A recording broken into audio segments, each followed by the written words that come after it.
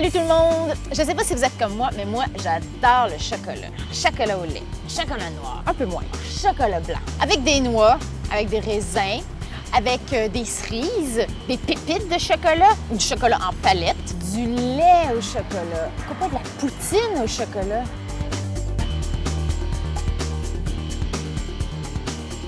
Pas vraiment, finalement. Je pense que je suis chocolique. Mais à part que c'est délicieux, moi, je connais pas grand-chose au cacao. Ça vient d'où, la récolte, la transformation.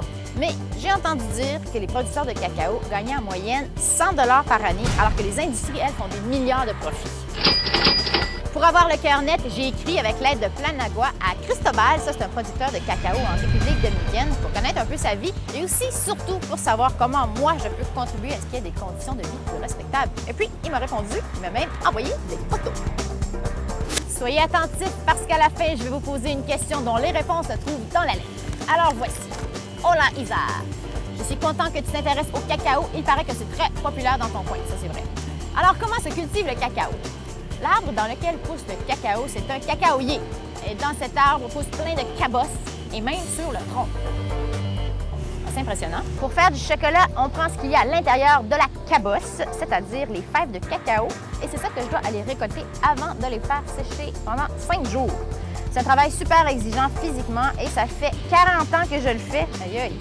Je me lève à 5 h du matin et je marche longtemps avec ma machette sur un sentier de terre. Oui, je travaille fort et je vis modestement, mais depuis 1992, ça va beaucoup mieux. Je suis devenue membre d'une organisation de 6500 producteurs de cacao et ensemble, on vend nos tonnes de cacao sur le marché équitable. C'est-à-dire, on reçoit maintenant un meilleur prix. Avec les profits, on a construit des écoles et un centre de santé. On a amélioré nos installations pour faire un meilleur cacao. Wow!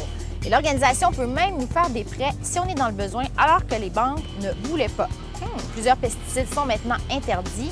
On vit donc dans un environnement plus sain. Hey, c'est super ça. J'espère, Isa, que tu vas acheter du chocolat équitable. Ciao, Cristobal!